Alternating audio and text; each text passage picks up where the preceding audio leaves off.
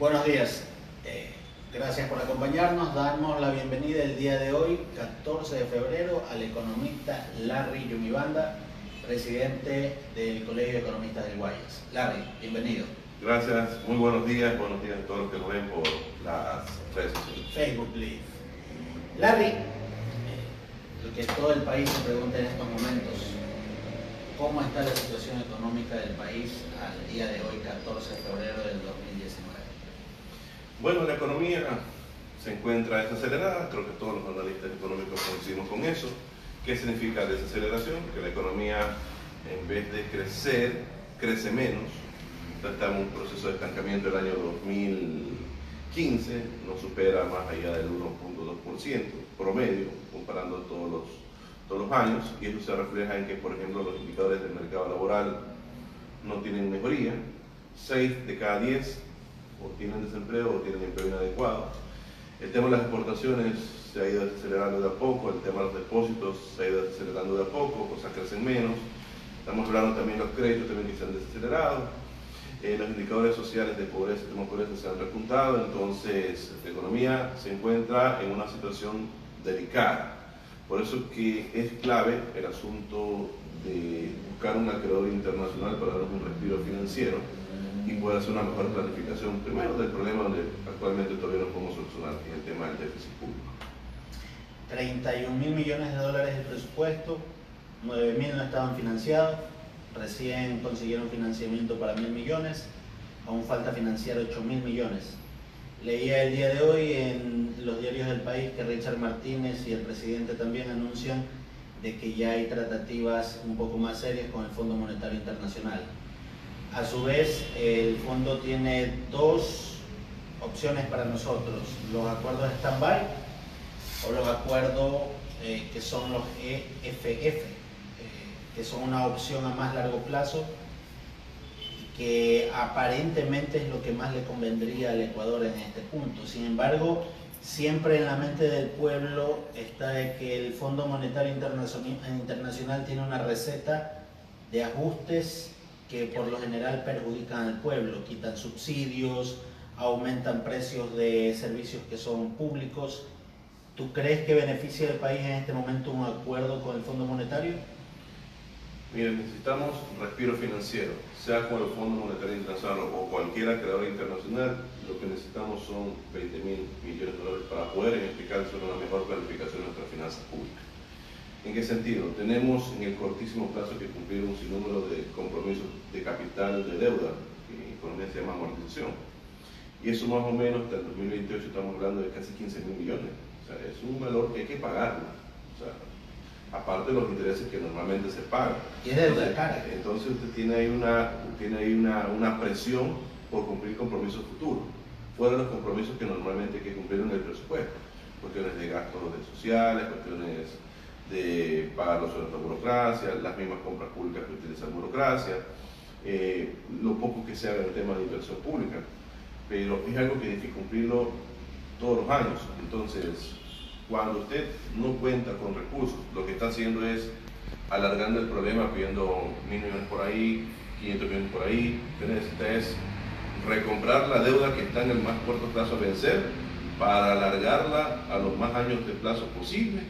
Y a su vez, eso depende muchísimo de la negociación. Por eso es que el tema del Fondo Monetario Internacional es negociación, no sumisión. Entonces, que nos den un poco de respiro en años de gracia.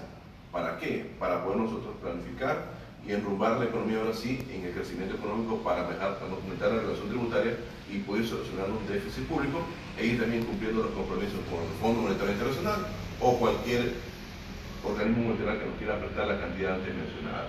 Si no hacemos eso, lastimosamente podemos incurrir en un default de deuda, que significa no poder pagar a algún acreedor, sea este año o el próximo año. En tu criterio, si no fuera el fondo, ¿quién podría ser? Lo único que podría prestar esa cantidad puede ser China.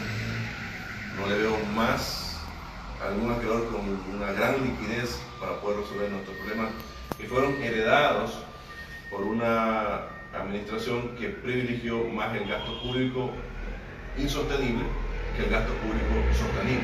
Entonces eso es lo que realmente nos ha generado otro tipo de problemas, porque la gente se acostumbró a que todo lo resuelva el Estado y lastimosamente las actividades del mercado quedan relegadas. Entonces lo que nosotros proponemos es que haya un equilibrio. Si bien es cierto, la inversión pública es clave para el desarrollo, porque a veces la empresa privada no lo ejecuta, me refiero específicamente en lo que tiene que ver con inversión en educación, salud, pero el tema fundamental de lo que debería estar haciendo el inversionista privado es seguir aumentando su inversión.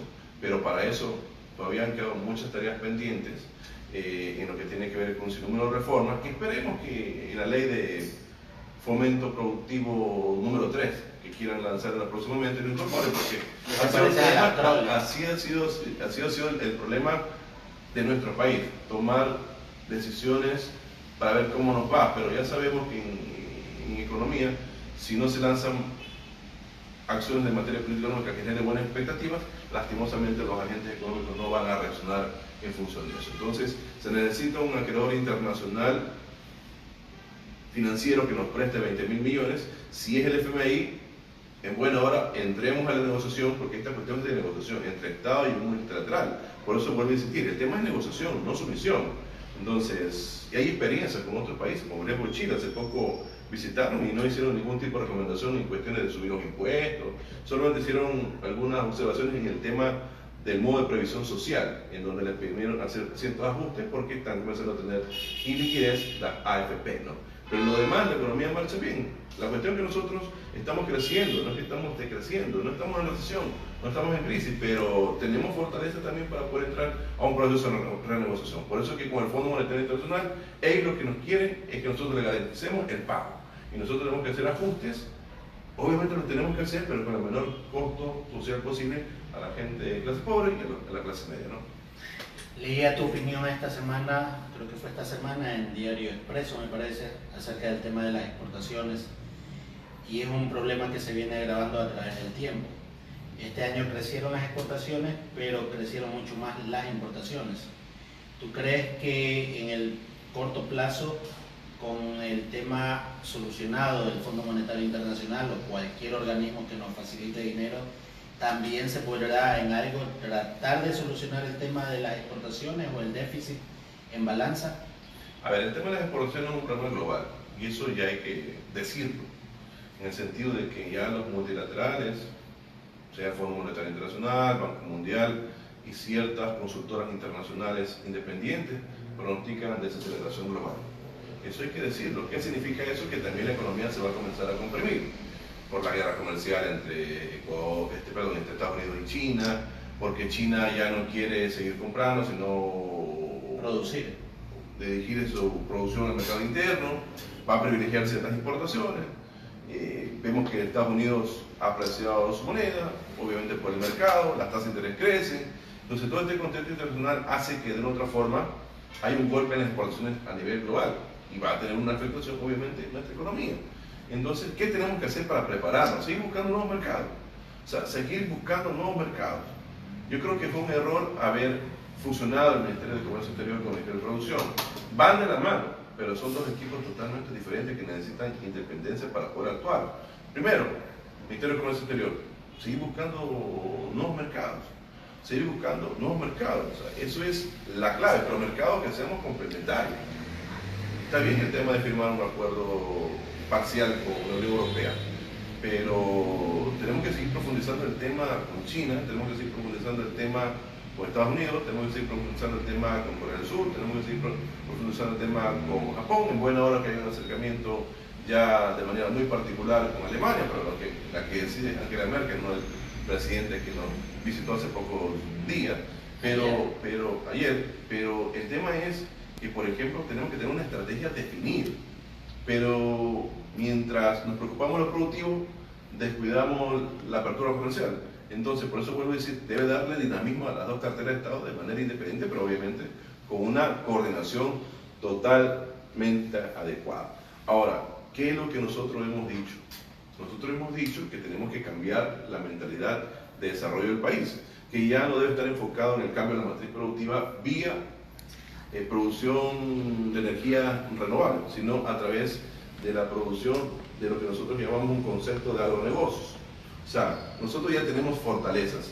El que no quiera identificar eso es porque realmente quiere ir sus esfuerzos en donde no somos especialistas. Pero nosotros, si comenzamos a revisar toda nuestra oferta exportable, provienen de materias primas. Y si revisamos la oferta exportable industrializada, también el 45% viene de materias primas, porque el 55% viene del petróleo. Entonces somos especialistas en lo que tiene que ver con materias primas. Estamos hablando de que nuestra principal actividad en los actuales momentos es la actividad agropecuaria. Y si no enfocamos eso, todos nuestros esfuerzos, banca, industria, servicios, universidades, hacia una nueva visión de que el país se enrumbe, lastimosamente estaríamos siguiendo perdiendo mucho tiempo. Miren que ya Paraguay ha arrancado con este concepto, primero con un concepto de agroindustria, luego con un concepto ya muy firme de agronegocio, porque tienen resultados. ¿Cuáles son sus resultados? 10 años consecutivos creciendo al 5% promedio. Leía tu opinión de Paraguay. Ellos tienen ya una ruta muy definida. Nosotros no tenemos, estamos jugando a ver dónde nos va el desarrollo. Entonces, mientras no tengamos esa visión, y lastimosamente también nos enfrascamos de que aquí mientras se desarrolla una empresa es muy bueno, pero sí hay que orientar hacia una cuestión muy puntual. Por eso que los agronegocios es nuestra visión para el largo plazo. O sea, todos debemos estar enfocados en eso. Y se lo aseguro que podemos generar múltiples productos, podemos incrementar la oferta exportable no petrolera, inclusive la exportación industrial. En el hilo de las exportaciones y de buscar nuevos mercados, he escuchado tu opinión acerca del ingreso de Ecuador a la Alianza del Pacífico, pero el gobierno creo que está empeñado en lograrlo. ¿Nos conviene? ¿No nos conviene? Habrá que esperar, porque normalmente las integraciones a nivel sudamericano no han funcionado. Todo el mundo se queja del Mercosur, nosotros nos quejamos de la CAN. Alianza del Pacífico está recién naciendo, está en sus primeros pasos. Vamos a ver cuál es el giro político que le da al presidente de México, si va a continuar con la integración o se va por su propia cuenta. Habrá que ver cuál es el desarrollo del presidente de Brasil, porque donde Brasil otra vez despierta y comienza a hacer solo ellos una mejor oferta exportable, tira abajo la Alianza del Pacífico. Así es, porque es el competidor más cercano que tendría la alianza.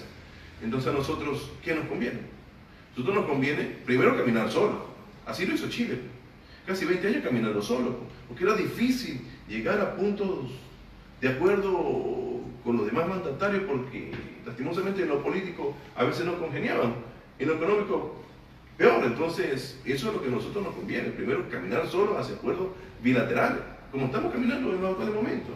Pero tenemos a Vietnam, que nadie le para bola. Es la tercera economía que recibe nuestras exportaciones no petroleras, por una sencilla razón, porque es nuestro puente para venderle a China. Es nuestro puente para venderle a China. Entonces hagamos una mejora en esas relaciones con un país que nos está comprando millones de dólares en productos, especialmente productos de mar. Entonces, mientras no tengamos claro lo que realmente son nuestras potencialidades, lastimosamente vamos a incurrir en esa novelería que nosotros lo hemos definido muy claramente como es la integración, es la Alianza del Pacífico. Ahí sí, lastimosamente se podrían profundizar, en este caso, los déficits comerciales con todos los países, ya que con todos los países tenemos déficit comercial. Y el déficit comercial, por lo general, va al sector donde nosotros tenemos fortaleza, que es el tema de la agricultura y el tema pecuario y de pesca. Entonces, yo creo que hay que pensarlo muy bien. Yo creo que el tema de estar experimentando con novelerías, hay que dejarlas a un lado y pensar realmente lo que se quiere. Nosotros apuntamos más a acuerdos bilaterales de comercio con economías complementarias que buscar con economías parecidas. Hay voces dentro del gobierno que piensan que sería mejor, en vez de ingresar a la Alianza del Pacífico, quizás un acuerdo de comercio con China, dentro de lo que es pues, lo que tú llamas acuerdos bilaterales, priorizar acuerdos bilaterales, y hay personas dentro del gobierno pues, que preferirían, bien sea con China de forma bilateral o con alguno de los otros países asiáticos con los cuales mantenemos relaciones de negocios. ¿Tú crees que un acuerdo de comercio con China podría reemplazar al hecho de ingresar a una alianza que no estamos seguros si nos va a convenir? Sí, estoy totalmente de acuerdo con eso. Inclusive nosotros vamos a hacer un evento académico tratando de promover un acuerdo comercial con China, ya que tenemos una relación muy estrecha con Vietnam. ¿Pero por qué? A ver, hay un caso muy particular. Nueva Zelanda. Nueva Zelanda exporta el 80% de la producción de leche y quesos a China, que lo tiene cerquita. Por las cuestiones geográficas, a ellos les ha ido muy bien con la relación comercial con China, y inclusive es un país que hay que ponerle mucha atención, porque su desarrollo, que es una economía ya a un paso de ser una economía desarrollada, porque una economía en vía de desarrollo con renta alta, estamos hablando de una economía que depende del 90% de su producción y exportación primaria. O sea, depende de la agricultura, pero obviamente con un concepto de agricultura diferente a lo que se ve acá en el país. Entonces, muchas economías están tras las pistas de Nueva Zelanda. Por ejemplo, Chile, que tiene una relación muy estrecha con Nueva Zelanda en lo político, en lo social, en lo cultural y también en lo económico. Entonces, sí abogamos por un acuerdo con China, sí abogamos por un acuerdo con Estados Unidos, porque son los que nos pueden comprar nuestra materia prima. ¿Y qué nosotros le podemos comprar a ellos? Le podemos comprar tecnología, que eso es lo que realmente nos interesa. Por eso es que cuando usted me preguntó si teníamos un déficit comercial, si el déficit comercial es por importar tecnología, es buena hora el déficit. Habrá que cubrir el tema de la balanza de pagos por otra forma, pero yo creo que es un déficit muy positivo, porque en el mediano y largo plazo nos va a permitir a nosotros a mejorar nuestras economías de escala. Pasando a otro tema, esta semana ha sido bastante calurosa por el tema de las tarjetas de crédito y todo el revuelo que ha causado. La ciudadanía se ha visto en parte perjudicada por un gran cuco que nos creó el gobierno anterior, que era el banco. Lo vemos al banco como el malo de la película. Se echó para atrás el tema de la resolución de la Junta Política Monetaria. El gobierno se basa en que fue una decisión tomada ya meses atrás, recién aplicarse ahora a partir de febrero. Igual creo que la presión política pudo más que la razón económica y se mandó abajo la resolución. A su vez los bancos están pidiendo pues que se priorice la seguridad jurídica, pues que los días de febrero o los pocos días que duró esta norma se mantengan el cálculo de intereses como lo establecía la nueva norma, pero la presión del pueblo, la presión ciudadana, pues creo que ganará y se mandará abajo el tema por completo. Es muy difícil la situación como para que el tema de las tarjetas de crédito, el endeudamiento con tarjetas de crédito sea lo sensible que es actualmente. Mire, si la banca quería liquidez, nosotros hemos hecho una propuesta muy clara: revisar el tema del encaje legal. La ciudadanía reacciona porque en los últimos meses, estamos hablando desde agosto prácticamente hasta la fecha, ha sido sometido a un proceso de ajustes. Le subieron primero la super, luego le subieron la extra, al sector productivo en algunos sectores el diésel. Entonces, eso obviamente tiene una afectación al bolsillo. Entonces, pero la gente dice, bueno, es un ajuste entre los ciudadanos con el Estado. Pero cuando le piden hacer un ajuste entre los ciudadanos y la empresa privada, como que ya hay voces que justamente hicieron su reacción en donde no estaban de acuerdo.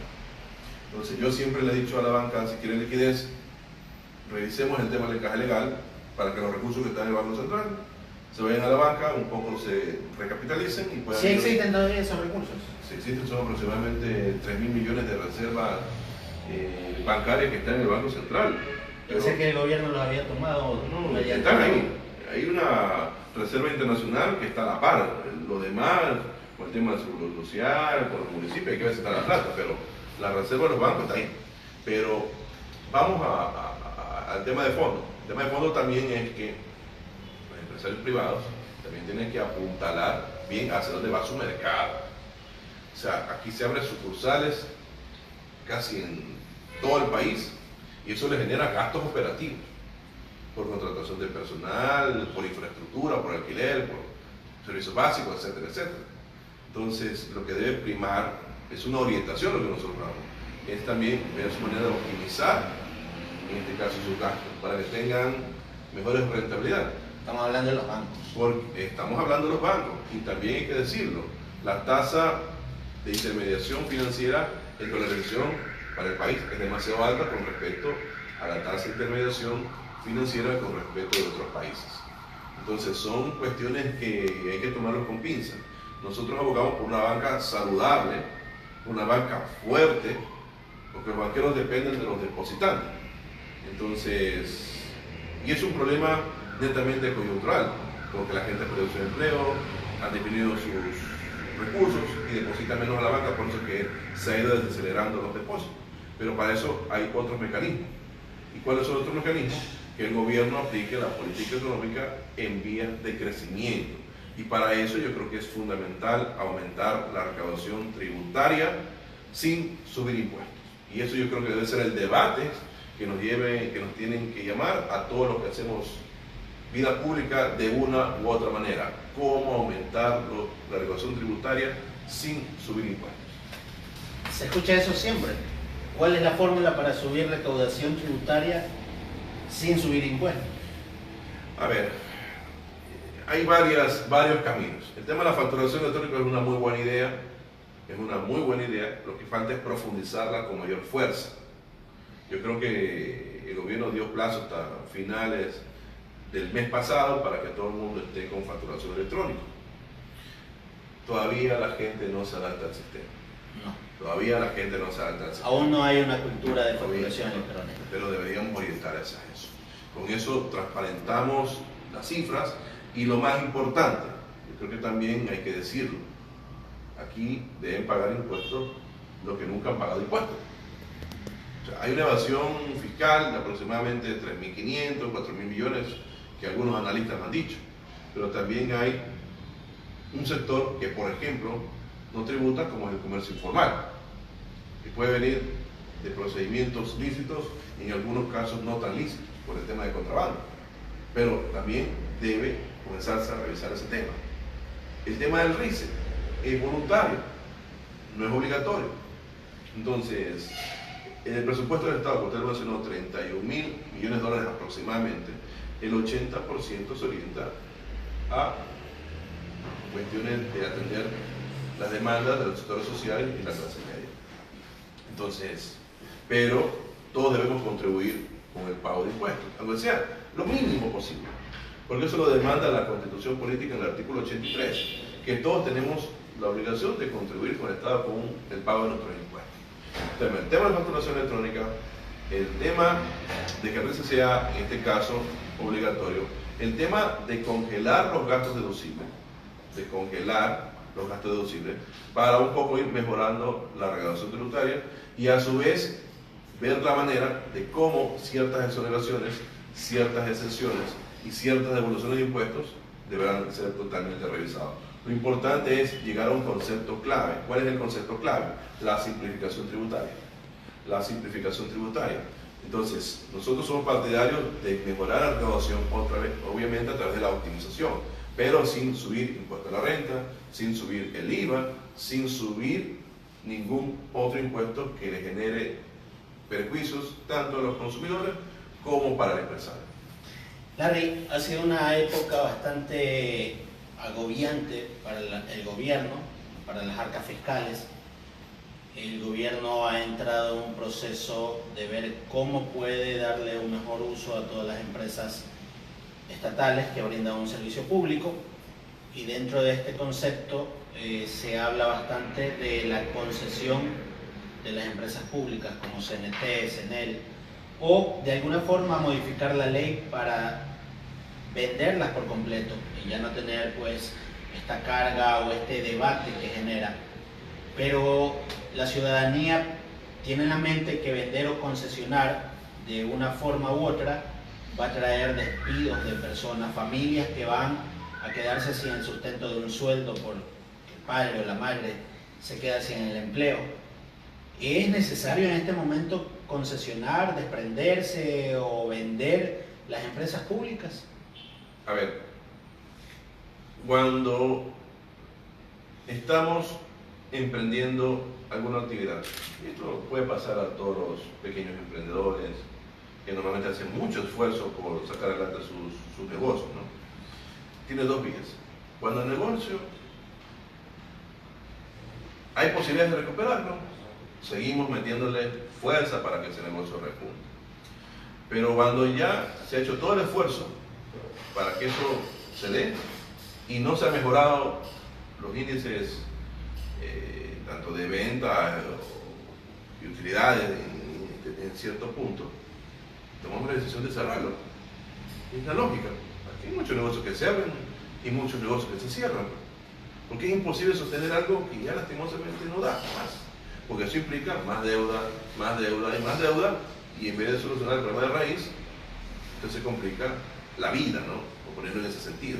Ahora, llevándolo eso al contexto de las empresas públicas. Estamos hablando que son casi 30 empresas públicas. 75% tienen déficit o no generan ningún tipo de rentabilidad financiera. Aunque por ahí se nos dijo de que primero la rentabilidad social y luego la rentabilidad financiera. Ese fue un error gravísimo por la cual, como la expresión, se prostituyó el tema de las empresas públicas. O sea, todo el mundo quiso armar empresas públicas, todo el mundo no le importaba nada mientras entregaba algo bien o mal hecho. No importa que esa empresa pública tenga déficit en su estado financiero, igual tenía que seguir operando. Eso no puede funcionar, ninguna economía lo aguanta. Ya estamos hablando de 300, 400 millones del presupuesto que el gobierno nacional tiene que entregar a las empresas públicas que son deficitarias o no generan ningún tipo de rentabilidad. Solamente las del sector petrolero, las del sector eléctrico, telecomunicaciones, y por ahí una más que se me escapa, son las que están generando rentabilidad, hasta para el mismo control del Estado. O sea, yo no estoy en contra de las empresas públicas, yo estoy a favor de las empresas públicas, pero empresas públicas que son eficientes, como por ejemplo en Bolivia. En Bolivia las inversiones que ha hecho Evo Morales han sido rentables y le han permitido con esa rentabilidad invertir en otros sectores y lo están haciendo rentable. Por eso es que Bolivia está creciendo ya va por casi 10 años también con el 4% como lo que creció Ecuador en su momento. O sea, no tengamos ese concepto negativo de que, por ejemplo, las empresas públicas son malas, las empresas públicas son buenas, pero sabiéndolas manejar. Pero ya cuando nos metemos en novelerías, como por ejemplo TAME, que nos genera pérdidas prácticamente, le hemos entregado inclusive decenas de millones para su operación y no ha funcionado para nada. Entonces, ¿qué tiene que hacer usted? Cerrar el negocio. Ahora, la figura es, que se me escuche bien, de cerrar el negocio, o es concesionamos o vendemos. No tenemos más opción. Pero ya darle más recursos para que sigan operando y otra vez incurrir en pérdidas, yo creo que se perjudica a los 17 millones de ecuatorianos con privilegiar algunos cuantos. Entonces, yo creo que hay que tener mucho cuidado. Y por ahí también he visto que los dirigentes empresariales dicen, no, que hay que vender o hay que concesionar las empresas públicas rentables, porque eso sí nos puede dar buen precio. Y se lo digo con nombre y apellido, Santiago Cuesta. Entonces, yo a Santiago Cuesta le digo, ¿sabe qué? Primero, antes de hacer cualquier declaración, revise qué es lo que se puede hacer con esas empresas públicas para optimizarlas, para sacarles mejor el jugo. Y más bien las otras, que por ejemplo, TAME, Corredores del Ecuador, Ecuador Estratégico, empresas públicas de parques, ver la manera de cómo un privado las compra las hace rentables. Y automáticamente todo, ahí se va a dar una movilidad de los empleados que están en el sector público al sector privado. Pero dentro de esa movilidad van a entrar los que están mejor capacitados también. Van a entrar los que están mejor capacitados, porque nadie en su sano juicio va a despedir a todos los trabajadores para empezar de nuevo, de cero. Obviamente van a trabajar con el personal, con mejores aptitudes, con mejores habilidades, para poder enrumbar la empresa, pero desde un punto de vista privado. Entonces, eso es lo que hay que entender aquí dentro de nuestra sociedad. O sea, si no logramos bajar el tamaño del Estado, no podemos reducir el déficit. De nada valdrá haber hecho un acercamiento con el Fondo Monetario Internacional si no vamos a lograr, en este caso, solucionar un tema muy puntual, como usted lo mencionó al inicio de la entrevista, de 9.000 millones de dólares que se necesita para el año 2019, y lastimosamente todos esos recursos que nos pueda prestar el Fondo Monetario Internacional o cualquier acreedor van a servir para pagar gastos corrientes y no vamos a solucionar el problema. Vamos a seguir estando en igual o peor situación en materia de deuda y no solucionamos el tema fundamental del déficit público. Pero la ciudadanía ve que, por ejemplo, quieren vender es CNT. CNT genera 200 millones de dólares en utilidades al año y tiene solamente el 6% de participación de mercado. Imaginémonos una CNT bien manejada, que aumente del 6 al doble, 12%, le generaría al Ecuador 400 millones al año. En 10 años estamos hablando de 4.000 millones de dólares. Y es justamente la empresa que quieren vender. Igual Eléctrica y por ahí quizás alguna otra más, como tú decías. Quieren vender todo el sector eléctrico. Todo el sector eléctrico con una inversión que fue millonaria en el gobierno anterior. Quieren vender las hidroeléctricas que hicieron, las que ya estaban, las empresas de comercialización, generadores, etcétera. Quieren desprenderse de absolutamente todo. ¿Para qué? Para pagar el déficit de los 9.000 millones o de los 8.000 millones que quedan en este año.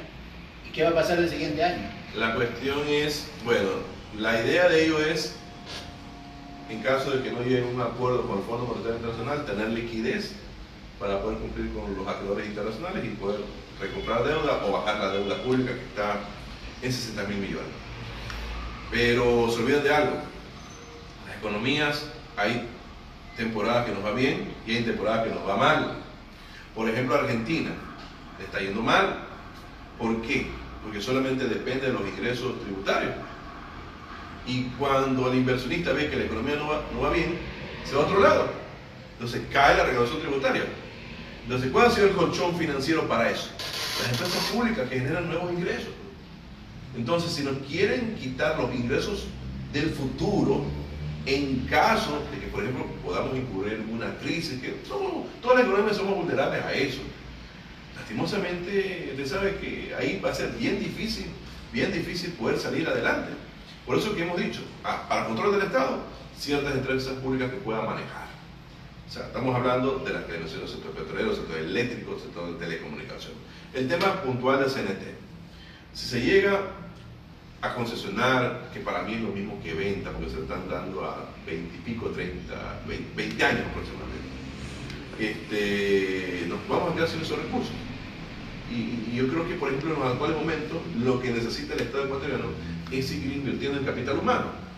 CNT para nosotros es clave para un proyecto que en su momento se lo vamos a decir al gobierno nacional.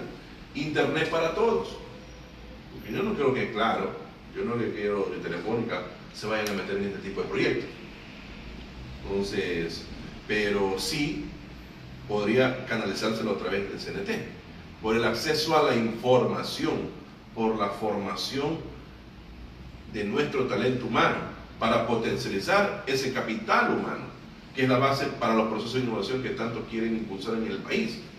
Pero lo tenemos que hacer desde lo público. Entonces, yo creo que el CNT es una empresa que genera rentabilidad, pero más allá de eso, puede desarrollar múltiples proyectos que lastimosamente para el inversionista de lo privado a lo mejor no les interesa por el momento.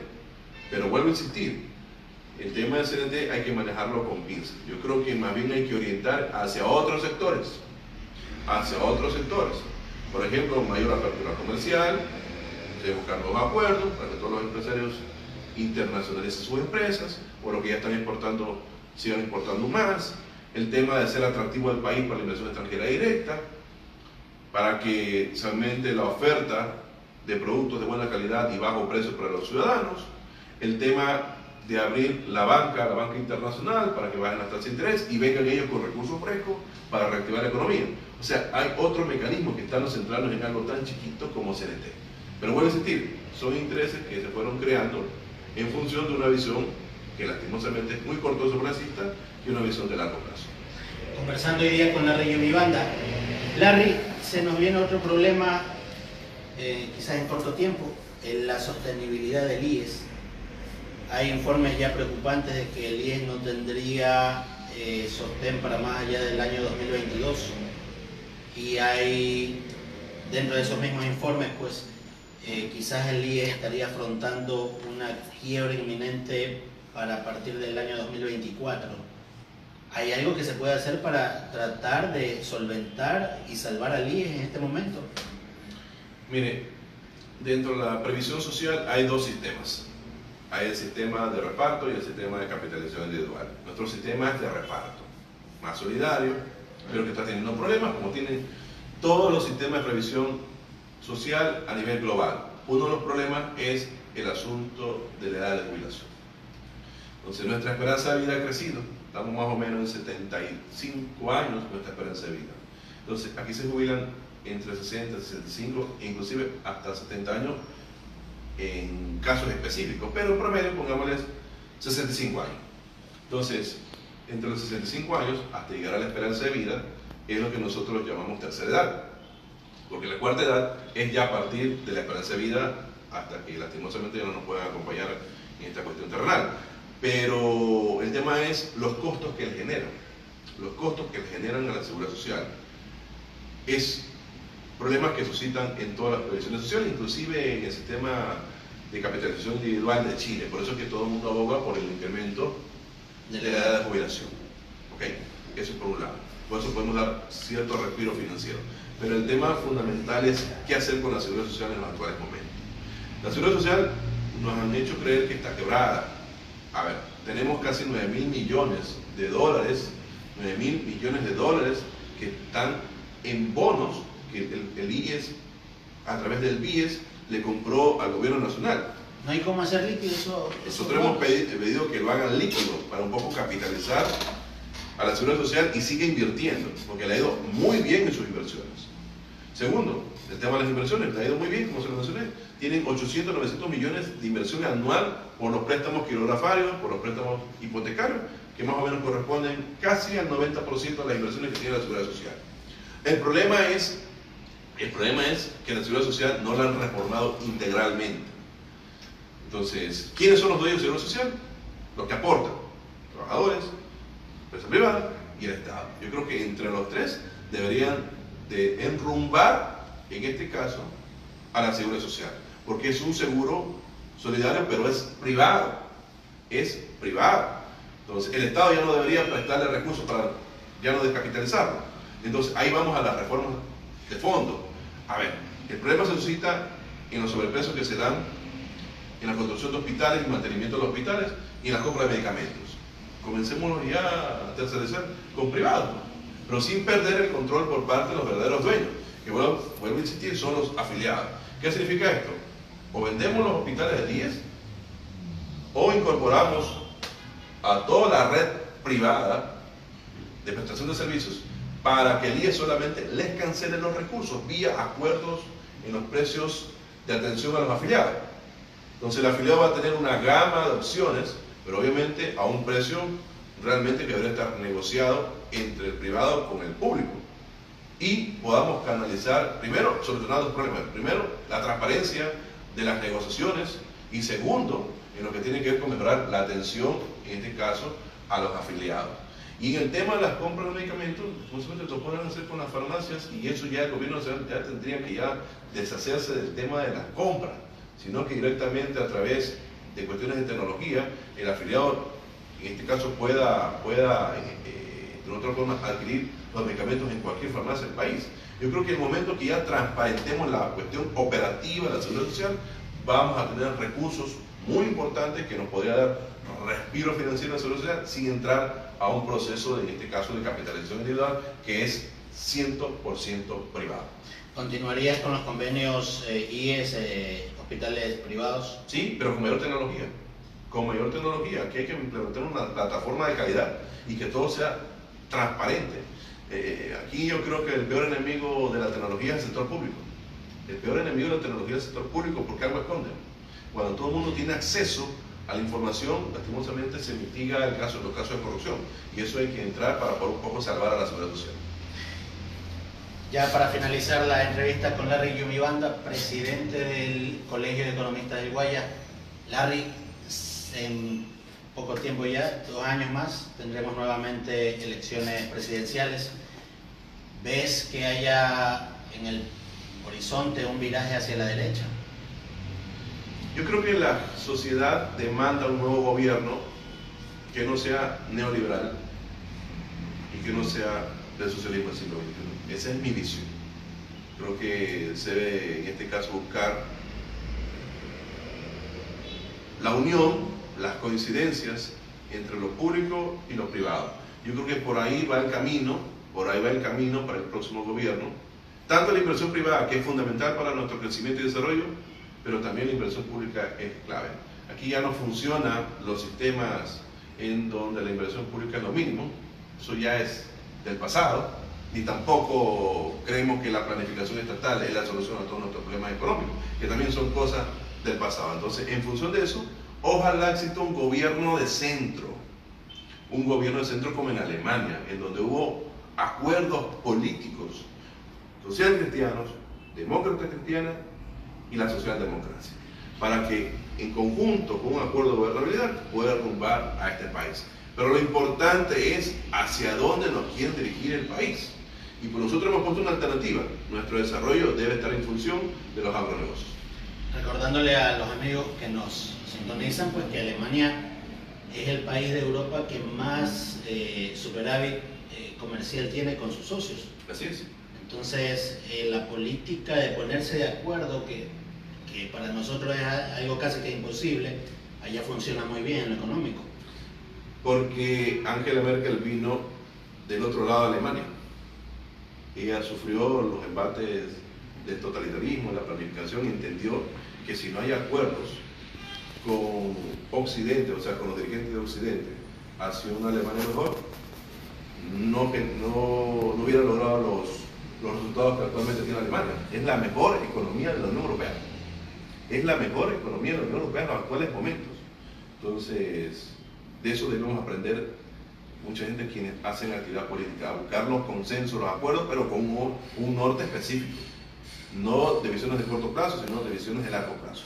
Para que los gobiernos que vengan ya vayan en esa línea, en esa ruta, ¿no? En esta visión del político que necesita Ecuador y esta visión pues de un centro que converja lo mejor de izquierda, lo mejor de la derecha, ¿lo ves a un Nebot presidente?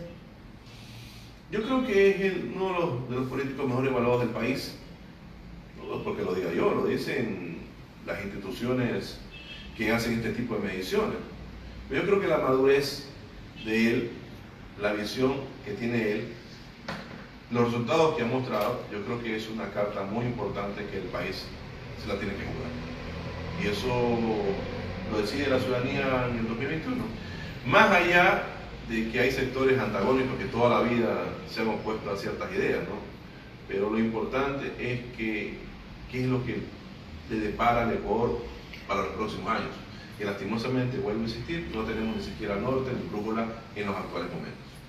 Finalmente, Larry, ¿los planes del Colegio de Economistas del Guaya para este año? Se van a mantener los mismos que siempre hemos hecho, más convenios, más conversatorios con cuestiones de alto nivel. Se van a realizar nuestras actividades sociales, deportivas. O sea, el colegio sigue operando de manera normal y eso hay que seguirlo profundizando de cara a lo que se viene este año y el próximo, ¿no? Te felicito, una gran gestión en el colegio y pues agradecer a todos los amigos que nos han visto y nos verán. ¿Algunas palabras finales, Larry? No, solamente que tengan un excelente día y que hay que seguir trabajando para seguir sacando adelante el país. Muchas gracias, será para la próxima.